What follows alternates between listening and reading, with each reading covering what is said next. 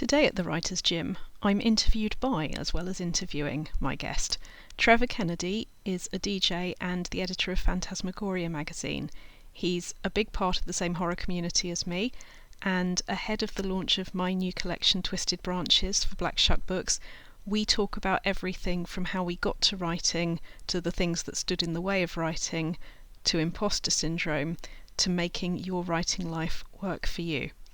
I'm very pleased and honoured to be joined by Dr. Rachel Knightley, who is a horror author, and she is also a university lecturer and much, much more. So, Rachel, it's great to chat as always, and thanks for taking the time. What are you currently working on? Thank you for having me. I am currently working on Twisted Branches, which is my second short story collection for Black Shuck Books. And I think I just started on that when you and I were on a panel at festival last year at Chillicon. Yes, in Scarborough, yes. Yes. And what's been so wonderful about that is my background in coaching comes from theatre, and I know we have that in common. That something that has just always absolutely fascinated me is the power of the stories we tell ourselves. And I discovered that through theatre, and how motivation, what you want, and the obstacles that you perceive are so much about who you are. And the way that an actor works out their character is by working out what do they want. And it's been quite a circuitous route, but coming to coaching and realising that, as the way that I'd always directed,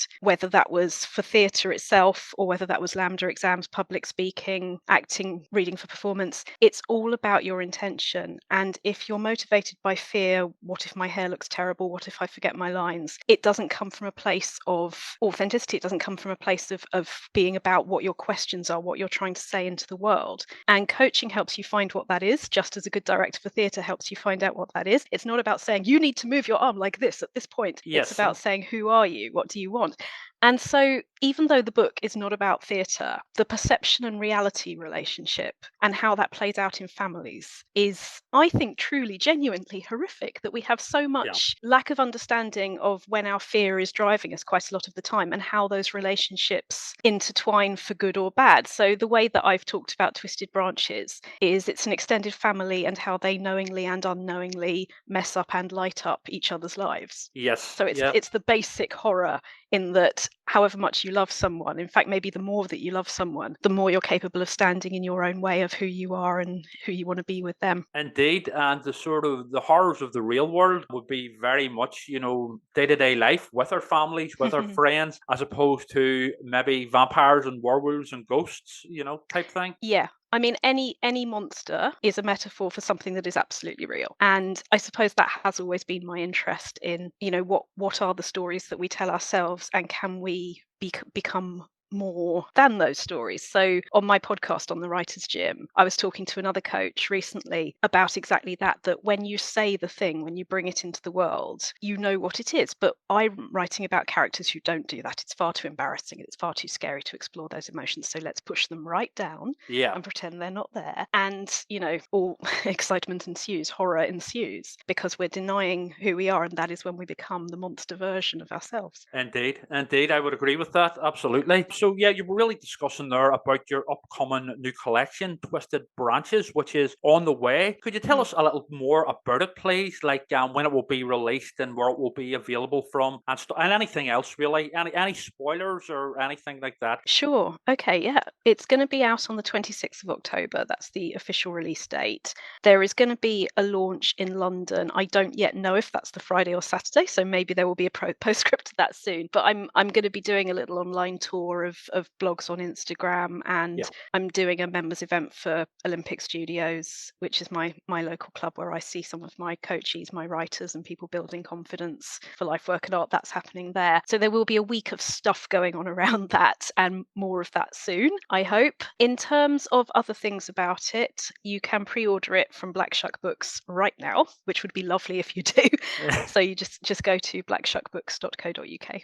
And would it be featured on your own website or anything like that? Yeah, absolutely. Some of the stuff that I've been talking about just now, you can see a lot more about that, and you can see how the themes fit in with other stuff that interests me at rachelknightley.com. So that's RACHEL. And can they follow you on social media as well? They absolutely can. Dr. Rachel Knightley, Instagram, Facebook, Threads now, and Twitter not so much, because I'm there, but my name on Twitter is Dr. Rachel Knightley, is really on Instagram, or words. Yes.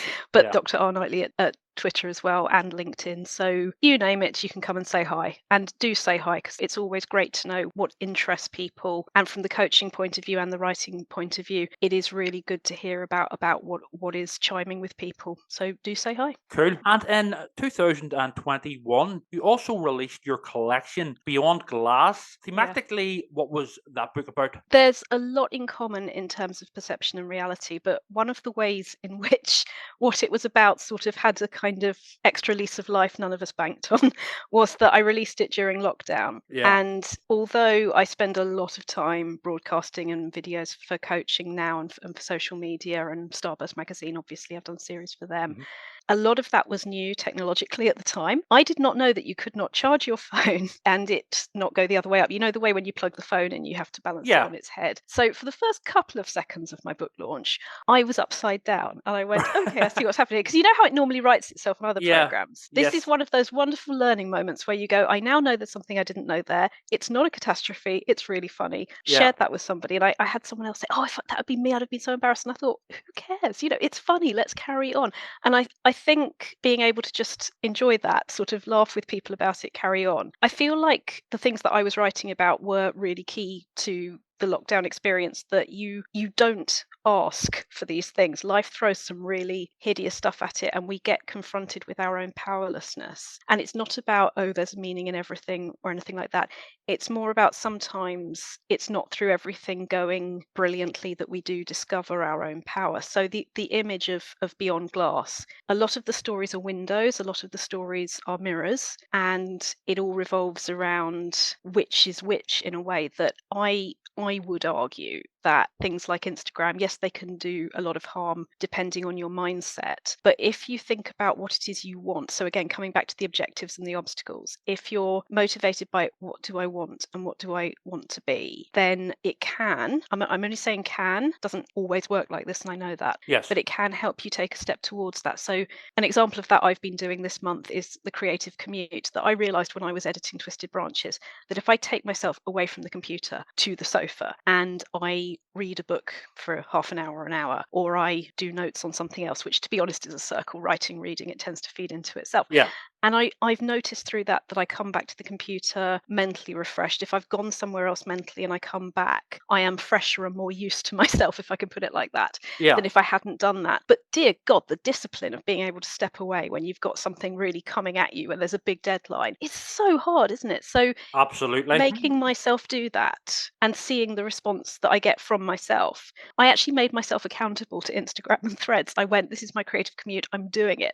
And yes, you're advertising, yes, it's that kind of communication, but it's also communication with yourself. It's something that you use as a kind of external reality of a kind that allows you to go, tick, I've done that. That means I can do it tomorrow. That means I can do it the time after. I think I probably got that through physiotherapy because I have dyspraxia and various coordination issues. And I text my physiotherapist an emoji when I've done a certain exercise each day, and he will text back and go, yeah, or fire, you're on fire. It's great. You know, and that makes me be more likely to have the strong habits that I need, and it makes me healthier. So perception and reality is kind of what all these things are about for me. Isn't it great how I did that with no spoilers? Yeah, exactly. I haven't said. And I would certainly subscribe to what you were saying about, whenever terrible things happen in life, which happen to us all at times. But ironically, I suppose they, in the long run, if we survive them, they make us much stronger people with hopefully a better perspective on life and sort of more of a real sort of outlook on life, if you know what I mean. I think that's absolutely right. And again, I'll try and do this without spoilers, but I think one of the most important things to me about Beyond Glass, one of the stories was based on a what if that was a stalking situation that the partner, as it turned out, I'd thought ex-partner of a person that I was with, who I'm Jewish, lifelong anti-Semite, history of physical violence, was following me in the street a couple of times. And what happens in the book did not happen. Yes, but of course. It was me realizing, what if, so there's a bunch of things going on. What if I'm trying to do this without spoilers and it's so hard. Yeah. What if the worst things that I knew from the police were an option that could have happened, did happen? But also, what if I had certain people in my life that meant I was supported in a way that I felt I needed at the time? And the whole story is about that opportunity and crisis, double-edged sword, coin, depending on how you're feeling that day.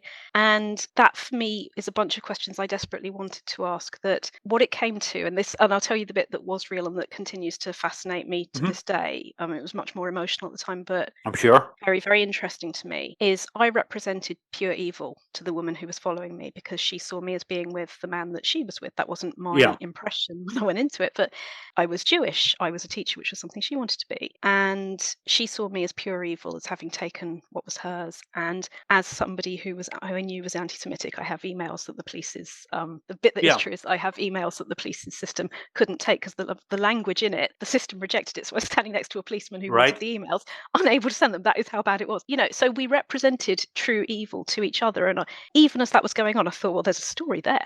Oh yeah, yeah. And Well, it's like you say yeah, about the what ifs, and I think a lot mm, of fear comes from what ifs. It's sort of like the mm, fear of the unknown, even yeah, not even in a supernatural sense, but in life in general. It's about certainly with myself, it would be fears and worries about things that haven't happened, or the worst case scenarios as you discussed. Sort mm. of imagining them in our heads. That sort of thing. Yeah, there's definitely that in there as the worst case scenario. But I think there's also, I think for me, and I think for a lot of people who are interested in communication and writing, the experience of being misrepresented Yes, of course. Yeah, is a kind of horror, but that's not yeah. me, is looking in what somebody else's vision of you is. So again, with the mirrors and the windows, Yes, seeing that from absolutely. somebody else's point of view.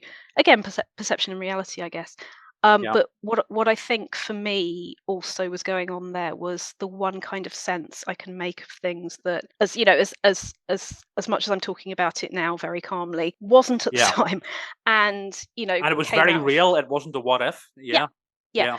Certain things were going on, certain things were what ifs, The and emails were real, yeah, and the well, emails the were real. stalking and all that were very real. Yeah. Yeah, yeah. So what wasn't though was the no, actually that's a spoiler, so I'm not going to say that. Okay. What I will say instead is it was really for me about testament that the meaning that we find in the terrible things that do happen to us Yeah. is what we come forward with. So what I came forward with is, again, it's coming back to what I was saying earlier, say the thing that the person I was with at the time didn't want me to tell the police because he thought it was going to make the situation worse. Yes. Yes. And my brain went, well, that's bullying, that's letting the monster win, and I'm Yeah. absolutely programmed to not do that. So I went into a bit of rescuer mode. I wasn't trained as a coach then, so I didn't know what I was doing. And you can't do that if somebody basically doesn't want to be rescued. It Yes. doesn't work. It's got to, as you know, we've talked about in other things of life, the person's got to save themselves. They've got to be at Totally. that point, be Yeah. ready to do that, be open to that.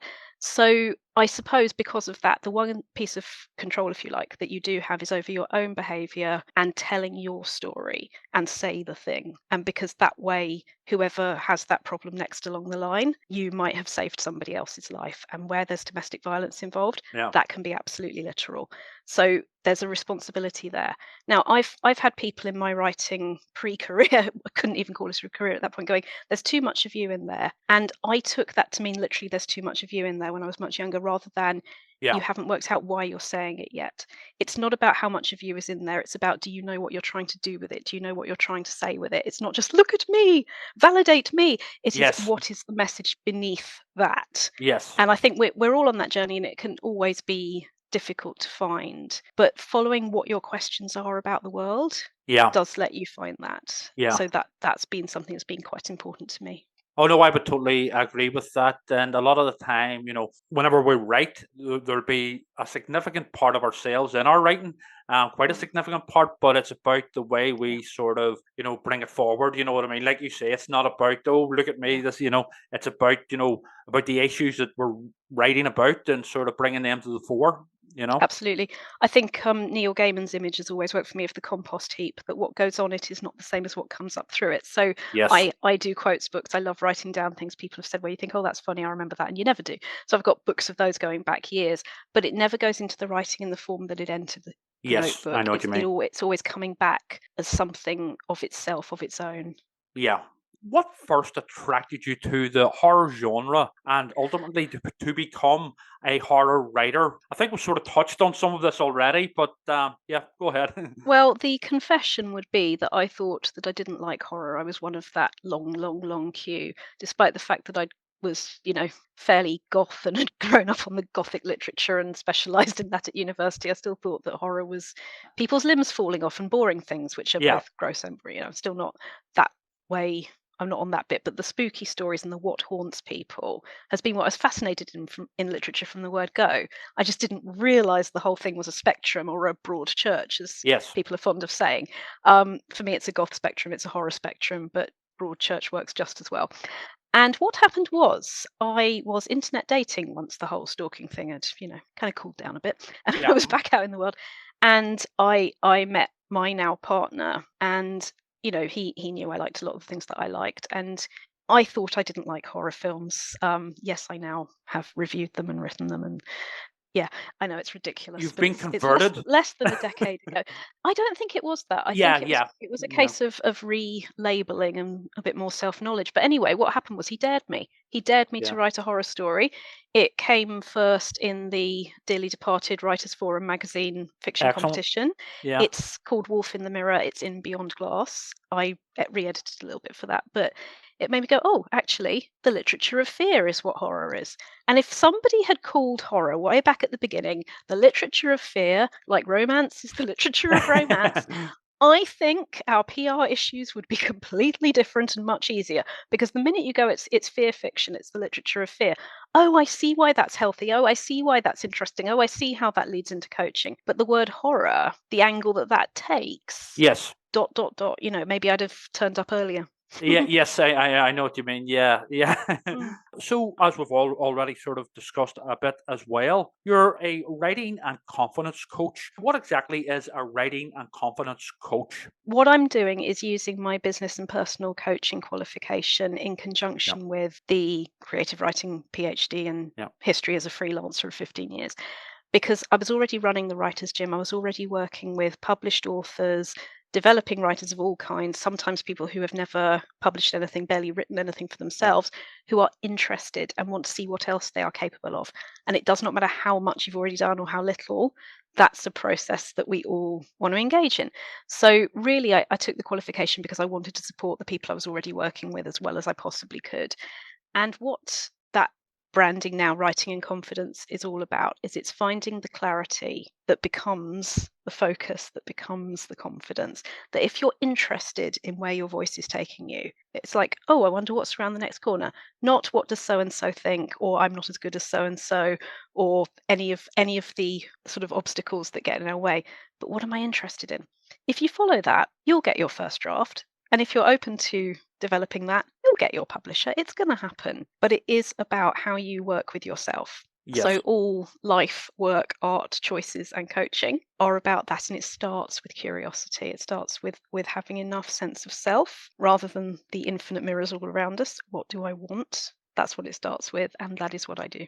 Cool, excellent. And you also, as again we've already sort of touched on, have a background in theatre, acting, and directing. How did you find this type of work? I know it's one of your main backgrounds, I believe. And do you still work in it in any form? I started in a youth theatre in West London as a teenager, and I was very, very shy as a teenager. And I had friends there, and it was all lovely. And I spent time in that community until I was directing there until my early 30s, so 10, getting on for 10 years ago now. And I loved it as a community, a bit like how horror writers are Yeah. to me now. But it's something that you you don't get paid for. Not that that's the point, but it's not the full career. So it was something I was doing on the side. But then, age 25, I lost a friend to cancer who'd been in Yeah. my youth theatre group, Hmm. and I wanted a bunch of people at her funeral said, let's do a show in memory of her. And I had a feeling that if I didn't push this probably wasn't going to happen. But that's what really actually changed my entire life, was forming a theatre company to raise money for Macmillan Cancer Support in my friend's memory. Now, I'd written a bit for different theatre companies, and Yes. I'd had plays on and things like that. But the way that it's most relevant, as much as the plays were lovely, and I had some one act things put on and various things happened, but what it was really about for me was I did a play. It was a Terry Pratchett play in memory of this friend and for her chosen charity. And what that then became was new writing events for Macmillan Cancer Support every year. And it's also now in memory of two of my uncles, because there's a big history of cancer in my family, and Yes. Yeah. my Yeah. grandfather as well. So that was how that started. I left a very sensible job in copywriting, which I was hating. My thank God, family encouragement saying, yeah, it's volunteering, you're not getting paid for it, but it doesn't mean it's not a job. Make it be a job, do what you want to do with your life. If I had not had it, really my mother's support emotionally and in my Yes. 20s financially to get that going, the sponsored write that now exists would never have happened. So every year what happens now is I unite a bunch of published writers and developing writers from my coaching community, and everybody writes on a theme that is something to do with quality of life, because that's Macmillan Cancer Support's mission. So these days what I do is I ask an author of note to give us a title around that. So this year we have the lovely Paul Tremblay, and what we have here is Paul's title, A Well of Strength, The Strength of Will. And we had a long conversation about whether it was stroke or comma. He likes the comma, so we went with Right. always pick what the author's intentions are. Yeah. So, I won't comment on what I see in that title, because every writer who's involved in it will see something different in that title. And as with all creative writing, there is no wrong answer. A writing Yes. prompt gets your brain to pick a lane and have the confidence of going forward with that. And that is what it's all about. So that is Green Ink Sponsored Write. Excellent, good stuff. Great, and very worthwhile work as well. And apart from the upcoming collection, and of course this as well, A Well of Strength, The Strength of Will, what other upcoming projects do you have on the go? May I just answer that question by repeating the website for this one before I say Yes, anything sorry, about the my others? apologies. Yes, go ahead. Yes. No, it's fine. And before the internet kicks us off your meeting in 9 minutes, Yes. what I want to say is justgiving.com/Green Ink Sponsored Write 2023. And the more people can donate, share that link with their friends, family, and ultimate universes. Yes. I cannot begin to tell you the difference it makes for quality of life, which is all any of us has in the end, Yeah. is what you do with the time that you have. Great. What was the question, Trevor? Sorry, yes. What other upcoming projects do you have on the go? Oh, so there is something I have just started, but it's so early, I'd feel like I was jinxing it if I said it, but it may possibly be drama related. Right. And that is all I will say for now. Okay, yep, sounds intriguing. Yep, I look forward But to I hope hearing people more will about it. go and pre-order Twisted Branches. That would be fantastic. Yep. That's on Black Shuck Books' website. And please do come and look at the sponsored write. And follow me on Instagram. You'll see all of those things there. Good stuff. Go and check out Dr. Rachel Knightley's social media accounts and website, along with the rest. So thank you very much, Rachel. It's been great to chat to you. Thank you. It's been great to chat to you. Did you want me to mention a song? Yes. Would you like a song played? Do you know, I was thinking about this, and the thing that came to my mind is definitely not going to be the mainstream, which is You Want It Darker by Leonard Cohen. Brilliant. I come from a Jewish background where it's not about what you believe, it's about what you in the is God literal city on a cloud sense, it's about what you do. And Leonard Cohen, just brilliant songwriter, brilliant poet, captures what it is to be living with the beautiful and the divine and the appalling, and how none of this makes sense, and all of the anger and seeing the love and the beauty anyway. But the relationship between storytelling and living is something that he does amazingly well. And when he also knew he was terminal at that point, You Want It Darker, that's the album title and the song title. I'm just looking at it over there. Could probably almost reach it, but maybe that's a bit too much advertising. But that album and that song, that title song. Yeah, well, this is not a mainstream show, I have to say. And Leonard Cohen, Leonard Cohen features. He's the perfect horror on poet, isn't he? Yeah, oh no, he's fantastic. The late great poet and musician, obviously, and lyricist Leonard Cohen, certainly. I will just lean to the side and get David Bowie in there as well. For those who can see another one who features regularly on the show. Oh, so, yeah. Along with many other legends. All of Black Star as well. That's my second. But You Want It Darker and Black Star. Spot the goth. Yeah, exactly. Yeah, and I'm quite the Radiohead fan here as well. So I don't know if you're into them, but yeah, I do like my dark, sort of heavy stuff. Let's just say. Excellent. But great stuff, Rachel. Thank you. Thank you. It's been so much fun. Thank you so much, Trevor. Yes. Tell me about you and writing and how you found each other. Right. It's a bit of a strange sort of journey for me, I suppose. I mean, all of our journeys are unique, but when I was a kid, I was very bookish. I loved reading, but I also loved films and TV shows, all for the most part of the weird variety, sort of horror and, fantasy, science fiction, that sort of thing. But I loved reading, and, I was quite good at writing also. As a kid, I was I did very well with reading and writing in primary school. But the problem was the crowd I run about with and the school I went to, things like reading and writing weren't seen as cool, you know. And at that age, I just wanted to fit in and be good at the cool things like football and stuff. So throughout my school life, in primary school and sort of secondary school, there was always this sort of struggle. While I always did a lot of sort of reading and writing and watching of films and TV shows and stuff.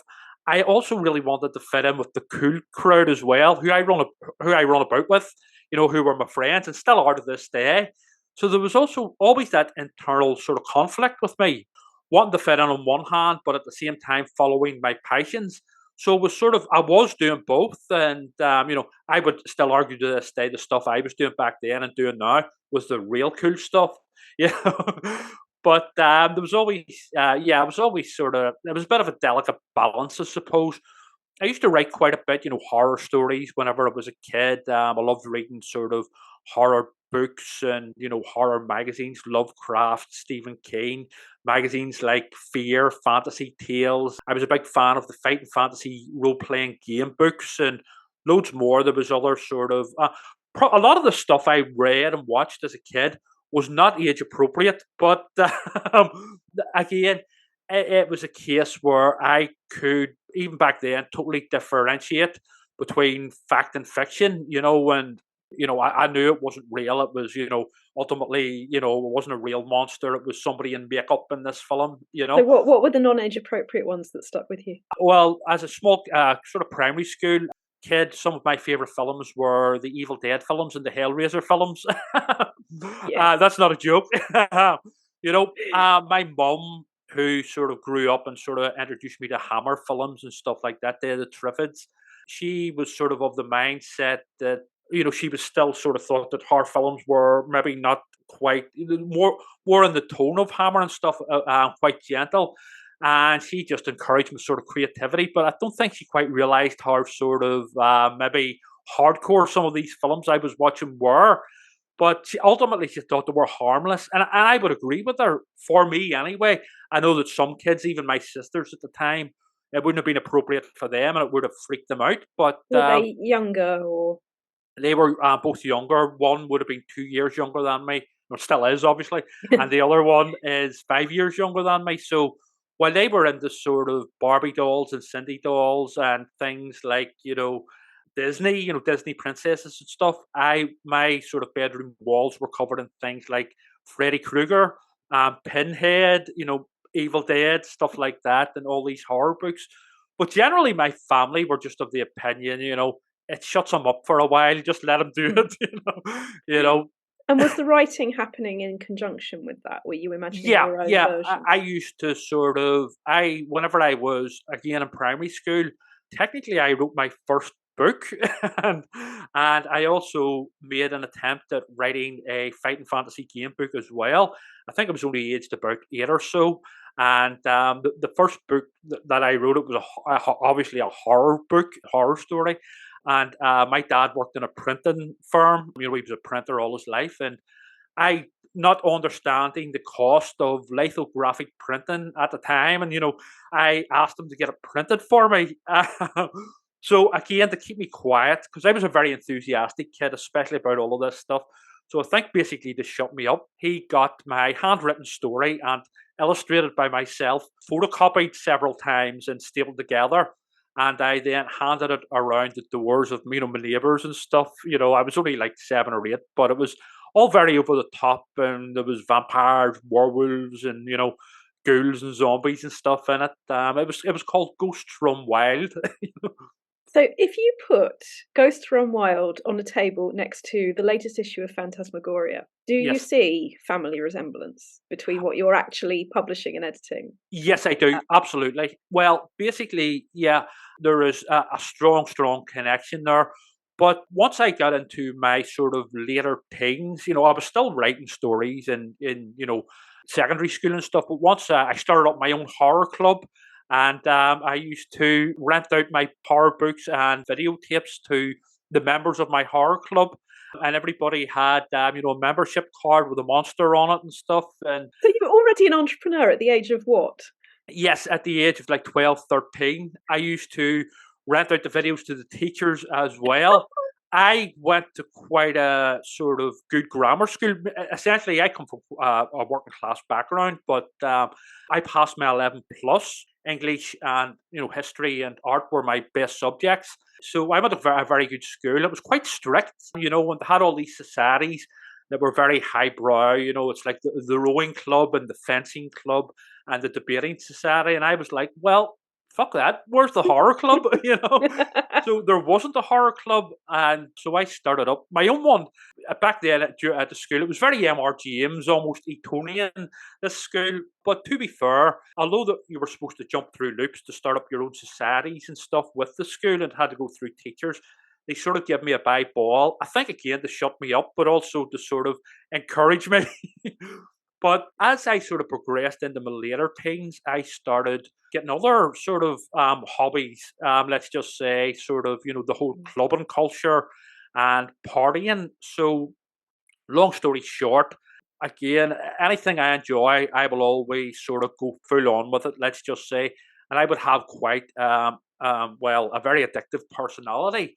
So, basically, long story short, in my 20s, early 20s and stuff, whenever I was, sort of indulging in all of that sort of lifestyle, it caused me a lot of problems. And however, I'm not going into detail and not sort of bore people. I'm sure they can sort of guess. There were a lot of issues that happened, through my drinking especially, but my other sort of partying lifestyle choices, let's just say. But in my 30s, I started sort of dabbling back in writing again and stuff like that. And again, long story short, it was a case of after trying many things, I essentially had to return to gain recovery.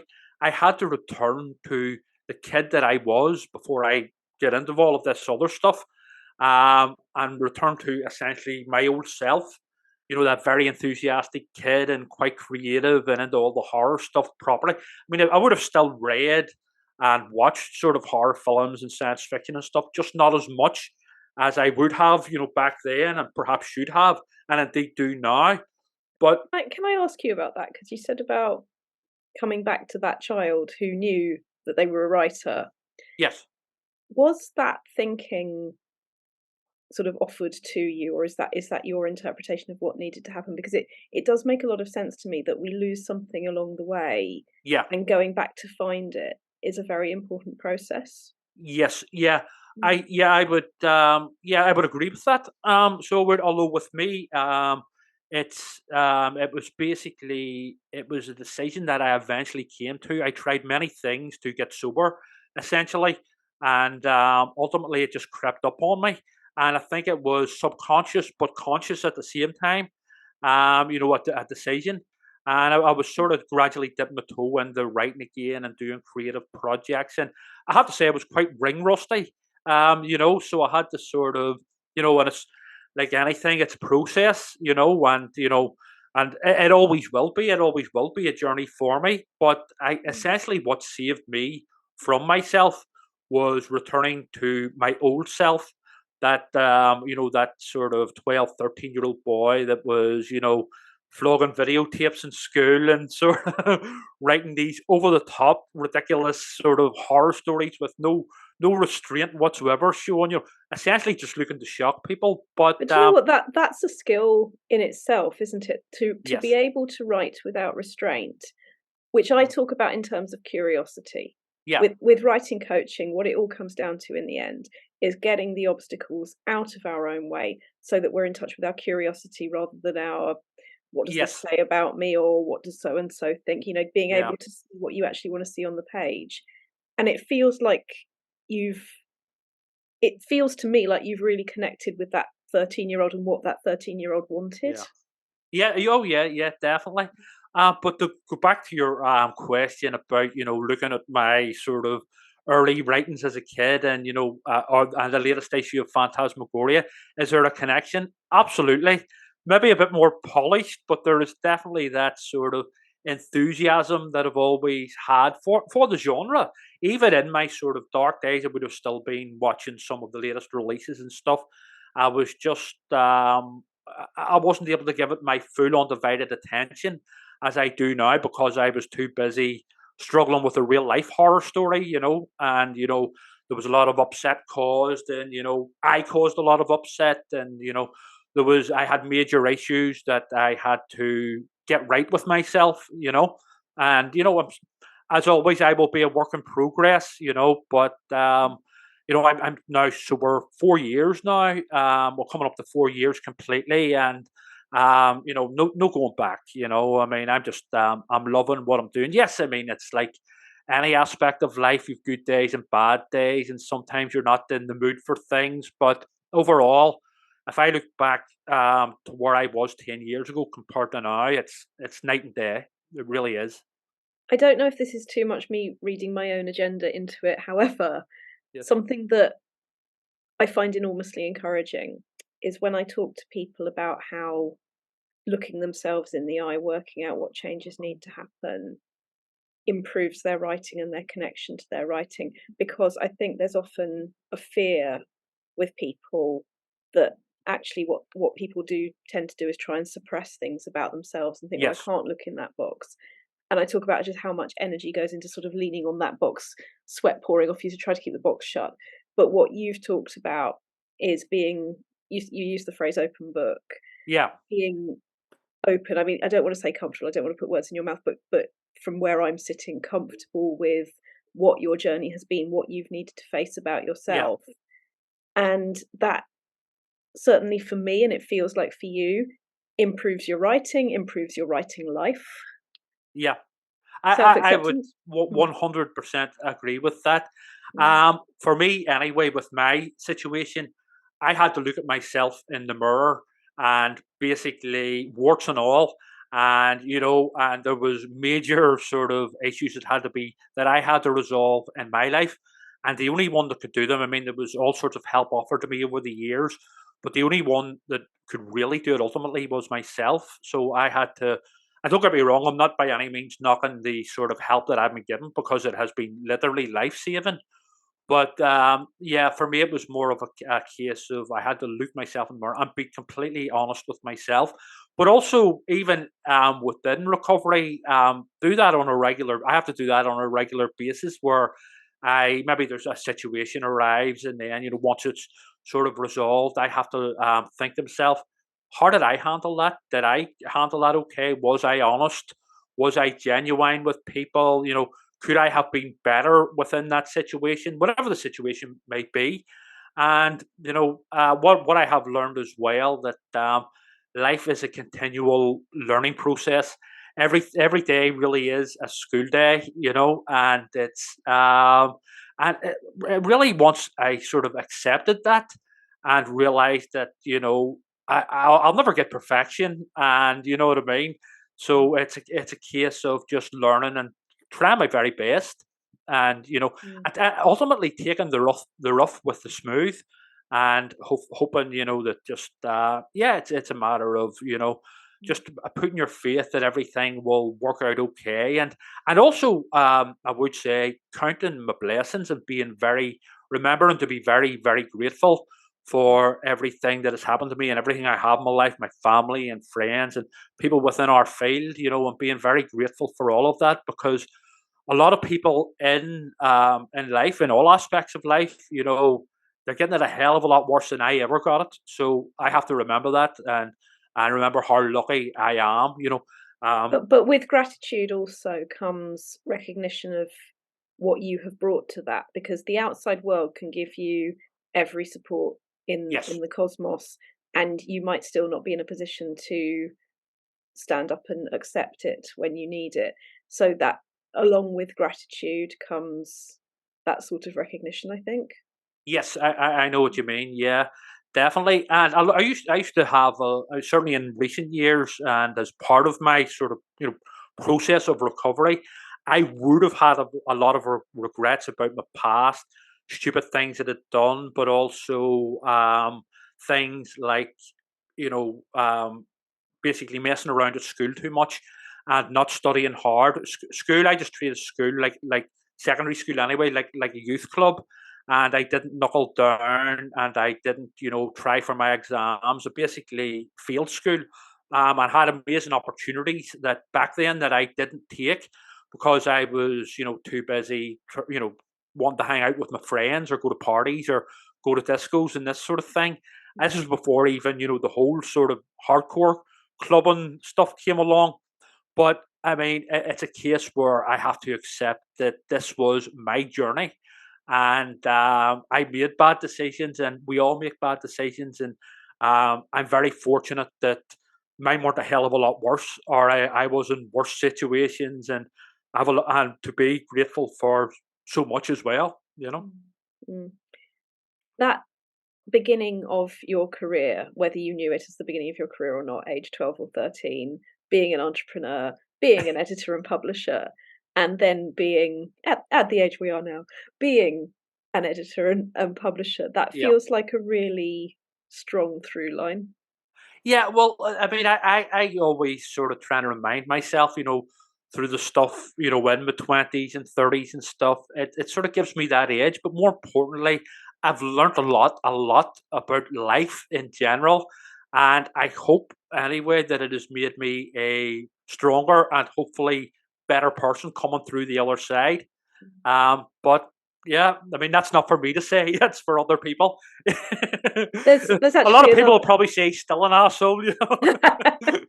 Well, there's always going to be somebody who says that about all of us. But actually, I think getting comfortable with that knowledge was personally really helpful to me. That not everyone is going to like you, and turning up with the message that is true to you, with the thing that you feel you can contribute to the universe, regardless of the fact that some people are going to think you're an asshole, because that's just statistics. That's somebody is going to not like whatever. The law of averages. Yeah, completely. It's about having that confidence to.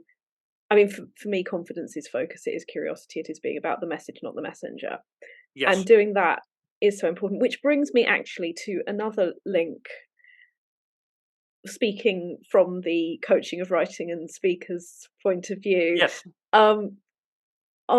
One of the most exciting things of my teens was when I phoned my favourite radio station to correct my favourite DJ on some misinformation he had provided about the Beatles, because I am a massive, massive Beatles fan, and I had an absolutely lovely conversation with him, and he said, "You've got a really good voice, do you want to be a DJ?" And I said, "Ooh," I'd never thought about it, but I didn't become a DJ, but I did remember that was lovely. And I think subconsciously I also remembered that the reason it was lovely was like I say, the message, not the messenger. I was really interested in what I was saying. I was enjoying who I was talking to. So creating that audience in my head and then talking to them, which is what I do with public speakers now, which is what I'm doing when I'm writing or coaching writing. I'd be really interested to know what that's like for you. Do you create an audience, a specific audience person in your head? Do you do the ideal audience thing when you're speaking, when you're writing? Do you do stuff like that, or how is that for you? When I'm writing, a lot of the time I'm writing for myself, if that makes sense. I write the sort of, certainly with fiction, when I'm writing fiction, I'm certainly writing the type of stories that I would like to read myself, which maybe isn't from a marketing point of view, or from sort of, a point of view of appealing to a bigger, wider audience. It's probably not a good thing. But I've always sort of written stuff that I would like to read myself, or stuff that I think is cool or scary, or there's a good point to it, or it's meaningful, in terms of fiction. But regarding speaking in public and stuff like that, I actually find doing radio or podcasts very easy to do. The reason being is because I can't see the audience in front of me, especially if it's pre-recorded. Then but I would get very nervous whenever I'm speaking in public and I can see the people in front of me. I've done a bit of live theatre. I've also done stand-up comedy.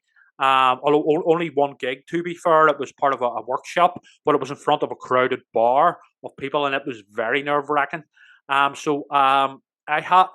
find that Regarding doing it, in public, I mean, I made a speech at my sister's wedding last year, and I thought it would be a walk in the park. But whenever I get up, I was very nervous. Now I got through it, and it comes across quite well. But inside, I'm very sort of panicky and sort of that sort of thing. Maybe I'm just a good bluffer. A lot of people think that I'm actually, because I talk, I've done, live theatre and stuff, and I do radio and stuff like that. A lot of people, I think, mistakenly, I believe that I'm actually a very confident person. I'm not. I'm really not. Now I'm a lot more confident than I used to be, but for sort of reasons that we've already discussed. But I'm actually quite. I'm not a very confident person at all. But I do find that whenever something is coming up where I have to perform or speak in public, I literally just in my mind force myself to do them, and just think it's not going to. This is not life or death. This is not the end of the world. And more times than enough, it works out fine. Mm. It's so interesting hearing what it's like in other people's heads for this, because what you've just described of what other people might see is different to how it feels. I so recognise. I'm sure everybody recognises. And I remember being outside at the Coronation Street party we had, and a guy who lived across from us, hearing that I was a confidence coach, essentially made the assumption that confidence was something I felt I had, and maybe other people didn't. And the idea that it was a life skill, like writing is a life skill, like speaking is a life skill, and so on, was so far from where he was hearing it. And this is something that I do see a lot, that people forget. That yes, they've got their entire internal lives going on the whole time, but so is everybody else. You're never the only one that's going, oh dear God, I can't do this. Here are the 27 things that could go wrong in the next second. We're all doing it. And I think for me, that's the freedom, is when you realize that everyone else is just as imposter syndrome filled and nervous as you could ever be. That of course we look confident to other people the same way they might look more confident than they realize to somebody else. And I just think it's celebrating what you've got to say, and being a vehicle for that, isn't it? You're putting something into the world. And I suppose it's like anything, the more you do something, the better you get at it, hopefully anyway. So with me, although I haven't done any acting or sort of live performance in a while, and I pre-record my radio shows, for me, it's a case of practice makes perfect, and you get better at these things. But a lot of people would have been sort of over the years would have been under the sort of illusion that I was very confident, probably because I'm quite loud as well, and sort of I give off an impression of confidence, but it's an act, it's a mask, But again, it's one, it's a process. I'm getting there eventually, and it's a case of just with every time you do something like speaking in public, speaking at a wedding, or at sort of a book launch or whatever, you'll get better at it and you'll learn.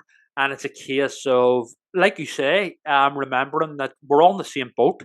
There's nobody sort of over there in the corner judging me harshly, making notes, And also on the rare occasions they are, it says so much more about them than it does about you. Well, this is it. This is true, and so their insecurity. Yeah. So it's about really being, again, it's throughout my whole life, it's about being more relaxed within myself and with myself, and accepting myself, and for many years I didn't. In fact, I didn't know who I was or what I was meant to do in this life or whatever. And, I was lost. I was a lost soul in many ways, but ultimately I had to go back to who I was to actually find myself and find meaning in my life. But I'm not unique. We're all in the same boat, while we all have different journeys, we are all ultimately in the same boat. I know it sounds a bit corny and cheesy, you have to find yourself, I know. Yeah, but it really is true. I'm so interested in the find yourself versus create yourself vocabulary, because they're both true. And in a way, a bit like writing a story, it can feel like exactly the same thing. The word that I use is transcribing. When I'm Yes. writing and I'm really in the flow, really in the zone, it does feel like it used to when I was typing up the interviews that I'd done for my local magazine and my first job, where you're transcribing what you hear. And it can absolutely feel like that. So whether you're creating the story or finding it or whatever it is, getting that freedom of curiosity is just the best thing in the world. It's just the Absolutely. best thing. Oh, I was going to ask you about masks. You mentioned masks. Yes. So I'm going to say two contradictory things about masks, if that's okay. Yeah.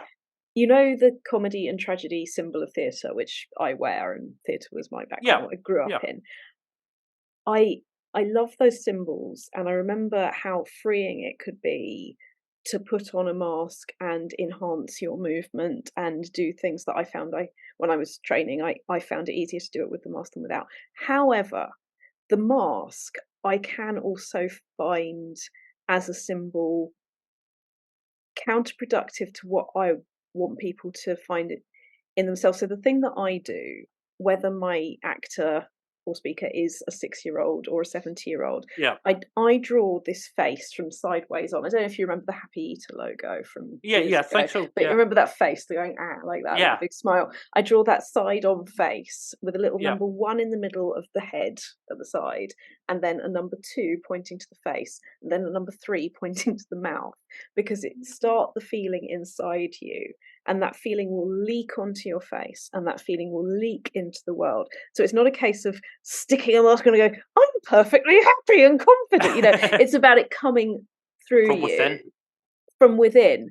But at the same time, I have experienced how a mask can absolutely work. And I'm reminded, because I know we both like David Bowie, of that story that was doing the rounds about how he spoke to a child about confidence and said, this is my invisible mask that I put on, and I'm absolutely safe behind this mask, and I choose what goes out into the world. So I can completely see that they can be useful. But I think, again, it's about finding what works for you, isn't it? Oh, absolutely, yeah. And David Bowie also, there's a brilliant quote by David Bowie as well. I know you collect quotes where he talks about aging, and he says aging is this incredible process where you finally become the person that you're supposed to be. I'm paraphrasing, I could be wrong there, but it's a great quote.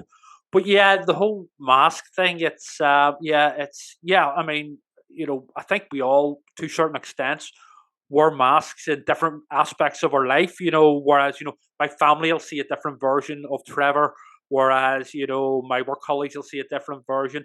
But then the real Is that a hat or is that a mask? Because to me, that's a hat. Yeah. Well, I'm still here. I'm still here. I'm still me. Yes. Yeah, no, that's a fair comment. Yeah. And how my best friends see me is probably different to the way each other see me, how my partner sees me, how my mum sees me. They're all like, the more of yourself you're comfortable with and can bring into the room, the more true that sort of universal Rachel, that universal Trevor. No, that's a fair comment. Yeah. No, definitely. Yeah.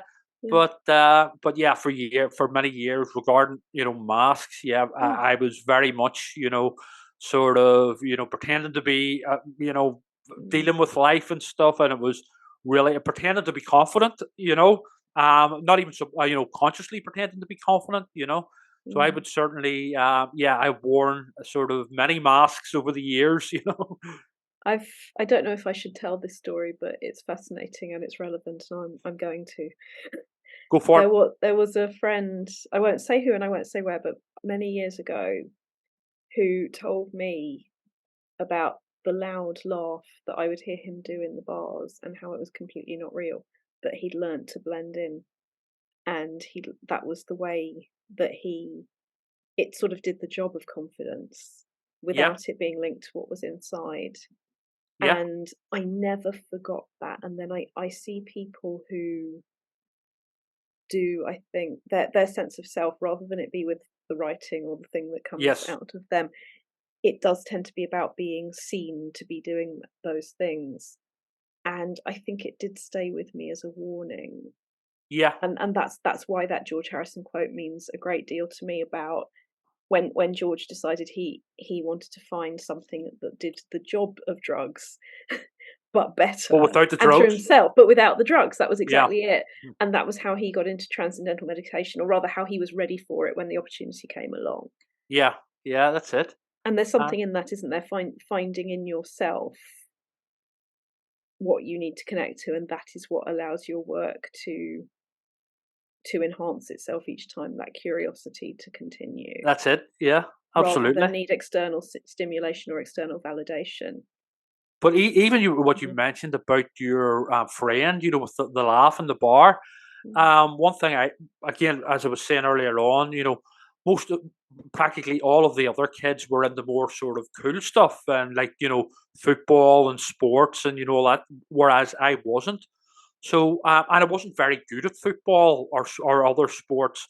But one thing I did learn from a very early age was one way that you could be accepted was by being the class clown.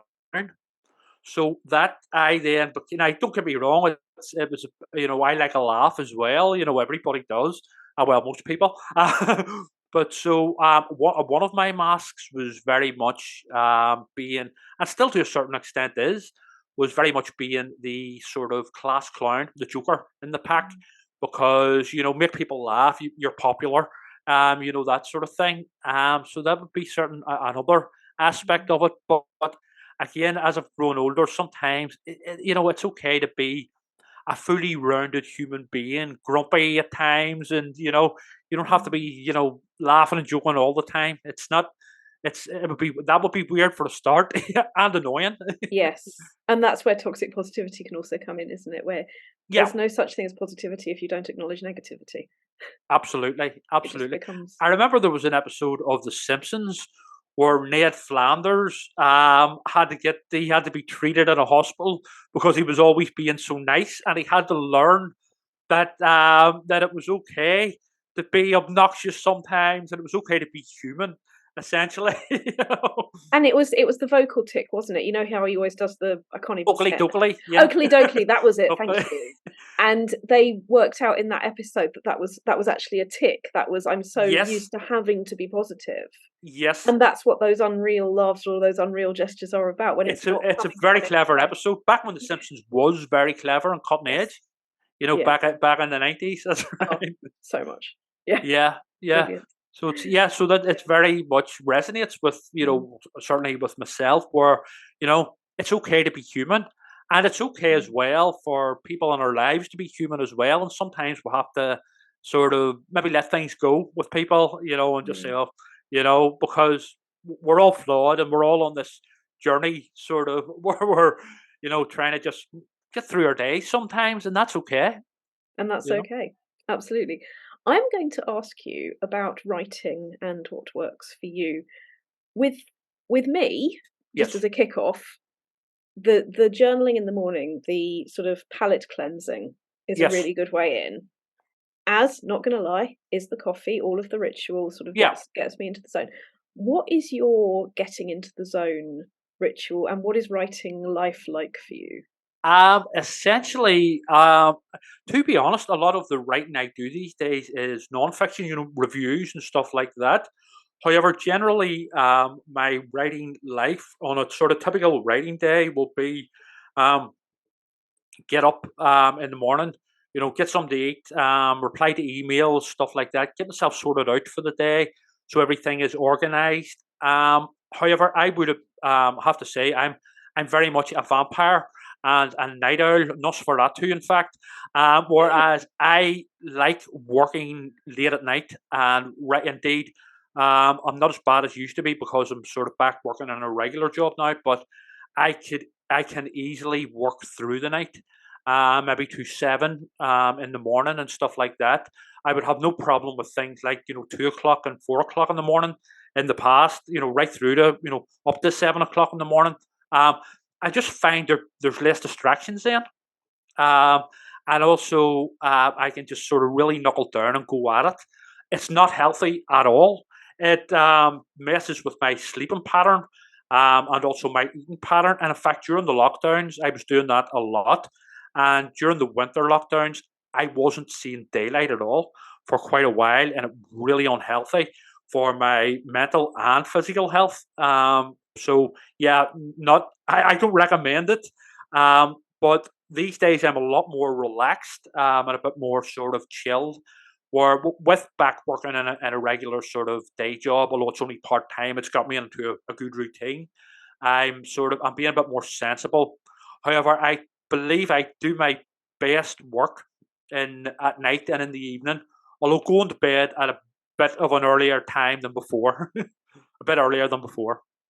I'm really curious about this because I did go through a phase where I think, as we all do with insecurity, going, oh, a real writer, because we all say that about the thing that isn't ourselves, does it at night, and I'm Yeah, definitely a daytime creative person, and my ex-partner was like you, was he would write through the night. That was his time for that. yeah, And I got into the insecurity comparison fairies sort of land where you go, that's yes, a proper writer and I'm not. I now know what I was doing there, and that it is not true that one is yeah. necessarily better than the other. But would you say it's also true that one isn't necessarily worse than the other? I mean, how much of this is just different? I guess what I mean is where is the line for you between Yeah, this is me and this is an unhealthy extension of that yeah. process, No, no, like taking it to its logical yeah, conclusion? we all have our own. It's strange that you should say about that. You sort of felt that you should have been a sort of nighttime writer as well. I always viewed, I still do to a certain extent, that a real writer, a professional writer, gets up at 8 a.m. and logs onto their computer at 9 a.m. and works maybe to 5 o'clock in the evening, and then that's their, like a sort of day job, sort of thing. So I would sort of look at it from the opposite sort of side of the clock, if that makes sense. See, that's part Uh, of our creativity, isn't it? We can always write perfectly clear narratives for why somebody else is the real one and we're not. that's it. That's it. Always sort of having a pop at ourselves. Mm, Essentially, well, why am I not like such and such? mm. But yeah, again, yeah, whatever works for ourselves might not work for other people, and vice versa, and that's cool. That's okay. Uh, So with my where's the line, like, because there must be some of that that is genuinely healthy for you and some of yes, that that isn't. So how do you know what you're aiming for as a balance? I find to keep a diary really helps to be organized essentially. And while sometimes I can maybe be overloaded with work, certainly in recent times I have been sort of spread myself too thin. It's about time management, which is something again I need to improve on, but I'm a hell of a lot better than I was. Not so much. I mean, it was a case of I'm quite generally quite good at managing time, but what I do have to watch is spreading myself too thin and taking too much on, and because then the work suffers, and then you can often sort of then let people down and stuff like that, and I'm not making my own deadlines and other things like that. Um, so yeah, it's very much about for myself being organized, keeping a diary and saying, well, today I'm going to be working on such and such. Tomorrow I'm going to be working on such and such. But more importantly, you can keep all the diaries in the world. It's sticking to them, you know, Mm. and that is the real trick, and sticking to them, and actually working to a routine. And I love routines, and I love sort of I've long suspected that I may be, at least in part, I don't know, um, autistic, because I'm no expert. I would just like to say that I'm not a medical expert, but I believe I have certain traits where I find an attraction with lists, and I'm certainly I have OCD traits and stuff like that. So I don't know. It's not important, but what is important is that time management and sort of organization is a major factor for me, and the most important. But yeah. So if somebody wanted to experiment with that who wasn't already doing it and wanted to start doing that diary, what would you maybe point them in the direction of to make that diary work for you? Balance. It's all about life is all about balance, and go, if you do things to an extreme, anything, you will burn out, and other aspects of your life will suffer. So it's really about balance, and to remember to have some downtime to go out and see friends or enjoy yourself, go to the cinema, and socialize and things like that. I think life in its entirety is about balance, even with diet and stuff like that. Sleeping, sleep at a normal time, get into a good routine of sleeping and eating at the correct times, because I know from my own personal experience from not doing that. I mean, I worked night shift as well in previous jobs, so that really does a number on your sleeping and eating patterns, But I mean, sometimes, certain things, within life, just have to be done, and you just have to grin and bear it. But in general terms, get into a good sleeping and eating routine, and balance things out within in all aspects of your life: diet, sleeping, work, sort of, socializing, everything. And again, but don't be too hard on yourself if you have days where you don't quite stick to the plan, and you just sort of, I don't know, just chill out in front of the TV for a while or something. That's okay too. Be kind, be strict with yourself, but also at times you have to be kind to yourself as well. And but whenever you are working, work hard, and get the job done. And once you've done it, you will feel that great job satisfaction. That's really good advice. And maybe scheduling in the downtime absolutely within that diary, so that you have to do it because it's there. Absolutely. And I would also recommend, just we spoke about it before, meditation. Yes. Back when I was back to David Lynch, where we belong. When I was, I'll just be honest, when I was in rehab in my 20s, they had meditation classes, and I was 25, and I must admit, a very immature 25-year-old, and I was just like laughing in the meditation classes and thought it was all a bit silly. I was wrong. I was an asshole. Meditation is great. So it is, and I have my own sort of way of doing it. I don't know. I mean, I'm no expert, but and I don't do it as much as I should do. But what I do is, for an hour every so often, I will switch off my phone, switch off my laptop, all distractions, and just lie on top of the bed and open the window and listen to the sounds of outside, with the birds chirping, dogs, barking in the background, and I just find it really, really sort of great for my head, and just great for sort of. Then once I've done that for about an hour, I feel so refreshed mentally and physically as well, and more importantly, calm within myself. And again, I mean, that the way I do it might not work for other people. I mean, because I just basically made that up as I go along, that form of doing it. But I would definitely recommend at least looking into it. Meditation. I come from a background where sort of, lads don't do stuff like that. That's all hippie nonsense, and but I have learned that actually meditation is great. And like writing, and like working with writing prompts, meditation is something you also can't do wrong. Yeah. Doing it at all, going through that process, benefits you, because I'm sure you've seen and heard people respond to writing prompts, and there will usually be somebody in the room going, I don't know if I did it right. And when you're coming to meditation, I've seen exactly those same feelings, that what if I'm doing it wrong, or my mind went sideways at that point. And the answer is, you're there. You've stepped into your mind and into your own private world, and you're exploring. It's not a case of right and wrong. It's a case of be there and experience it and just see what happens on the other side. And whatever works for each individual, Whatever. Definitely. Yeah. So definitely. I would strongly, I've actually come on quite a journey where I went from sort of being that 25-year-old idiot who would have sort of thought, this is a bit silly type thing, to now recommending meditation. Definitely, for everyone. And being in a room with David Lynch after that must have been pretty rewarding. Well, yeah, absolutely. Well, at the David Lynch sort of event, don't get me wrong, myself and the people in the audience, back then we certainly weren't scoffing at David Lynch, with the meditation, but we were there first. I was there anyway, first and foremost, as a fanboy of his films and Twin Peaks and stuff. So David Lynch was a complete gent, and he realised that, and he indulged us and answered all the questions. He was an absolute gentleman. So he was brilliant and so interesting to listen to.